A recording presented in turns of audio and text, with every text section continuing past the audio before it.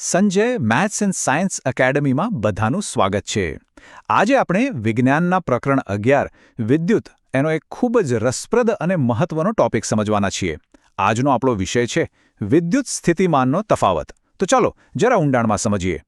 તો સૌથી પહેલો સવાલ આપણા મનમાં એ જ આવે કે આ વીજળી જે વાયરમાંથી પસાર થાય છે એ ખરેખર વહે છે કઈ રીતે? શું એમાં રહેલા ઇલેક્ટ્રોન્સ બસ એમ જ દોડવા માંડે છે? આને સમજવા માટે ચાલો એક મસ્ત મજાની કલ્પના કરીએ. જરા અહીં જુઓ. ધારો કે એક પાણીની ટાંકી છે, એકદમ ઊંચાઈ પર. હવે જો એનો નળ ખોલીએ તો શું થશે? પાણી સીધું જ નીચે આવશે, ખરું ને?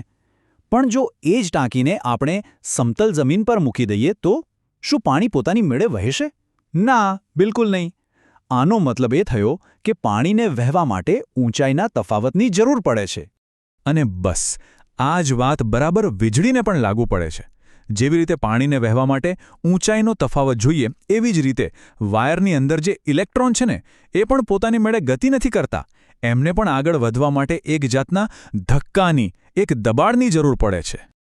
તો વિજ્ઞાનની ભાષામાં આપણે જે આ ધક્કા કે દબાણની વાત કરી રહ્યા છીએ એને જ કહેવાય છે વિદ્યુત સ્થિતિમાનનો તફાવત.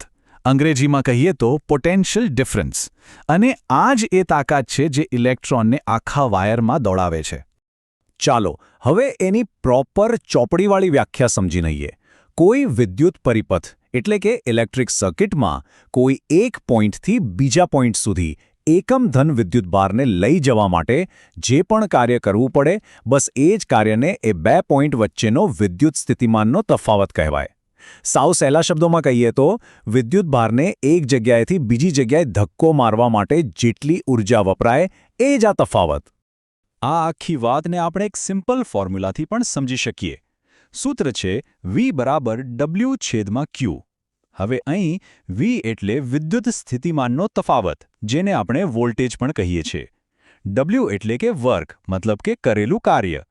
અને Q એટલે વિદ્યુતભાર, એટલે કે ચાર્જ. સિમ્પલ. ઓકે, તો હવે આપણને એ તો સમજાઈ ગયું કે આ તફાવત છે શું. પણ સવાલ એ છે કે એને માપવો કઈ રીતે?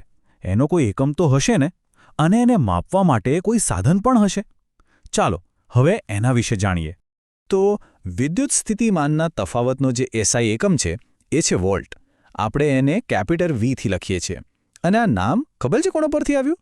ઇટાલિયન વૈજ્ઞાનિક એલેસાન્દ્રો વોલ્ટાના સન્માનમાં. હવે કોઈ પૂછે કે ભાઈ 1 વોલ્ટ એટલે કેટલું? તો જ્યારે 1 કુલમ વિદ્યુતભારને ખસેડવા માટે બરાબર 1 જૂલ જેટલું કાર્ય કરવું પડે, ત્યારે આપણે કહી શકીએ કે તફાવત 1 વોલ્ટ છે. અને આ વોલ્ટને માપવા માટે જે ખાસ સાધન વપરાય છે એનું નામ છે વોલ્ટમીટર. એકદમ સરળ. હવે એક વાત ખાસ એકદમ બરાબર યાદ રાખવાની છે. વોલ્ટમીટરને ક્યારેય શ્રેણીમાં નહીં, હંમેશા પરિપથમાં સમાંતર જ જોડવામાં આવે છે. મતલબ કે જે બે પોઈન્ટ વચ્ચેનો વોલ્ટેજ માપવો હોય ને એ બંને પોઈન્ટની આજુબાજુ એને કનેક્ટ કરાય છે. આ નિયમ ભૂલવાનો નથી, આ બહુ જ અગત્યનું છે. ચાલો, થિયરી તો ઘણી બધી થઈ ગઈ. હવે એક કામ કરીએ. આ બધી વાતને એક સિમ્પલ દાખલાથી સમજીએ, એટલે એકદમ પાક્કું થઈ જાય. રેડી? ચાલો ગણતરી કરીએ. તો રકમ કંઈક આવી છે. ધારો કે 2 પોઈન્ટ વચ્ચેનો પોટેન્શિયલ ડિફરન્સ એટલે કે વોલ્ટેજ 12 વોલ્ટ છે. અને આપણે આ 2 પોઈન્ટની વચ્ચેથી 2 કુલમ જેટલો વિદ્યુતભાર પસાર કરવાનો છે. તો સવાલ એ છે કે આ કામ કરવા માટે ટોટલ કેટલી એનર્જી એટલે કે કેટલું કાર્ય કરવું પડશે? આનો જવાબ તો બહુ જ સહેલો છે. જુઓ, આપણી પાસે સૂત્ર શું હતું? V/W/Q. આપણે શોધવાનું છે કાર્ય એટલે કે W. તો ચાલો Wને સૂત્રનો કરતા બનાવીએ. તો સૂત્ર શું બનશે? W = V/Q. બસ હવે ખાલી કિંમત મૂકવાની છે. W = 12 વોલ્ટ ગુણ્યા 2 કુલમ. અને જવાબ આવી ગયો 24. અને કાર્યનો એકમ શું છે? જૂલ. તો આપણો ફાઇનલ જવાબ છે 24 જૂલ. તો ચાલો ફટાફટ અત્યાર સુધી આપણે જે પણ સમજ્યા એને એકવાર રિવાઇઝ કરી લઈએ. બધા પોઈન્ટ્સને એકસાથે જોડી દઈએ. અને આ બધી વાતનો સાર શું છે ખબર છે? આપણે જે પાણીની ટાંકીની વાત કરી હતી ને, બસ એ જ કામ આપણી બેટરી કે સેલ કરે છે. બીજું કંઈ જ નહીં.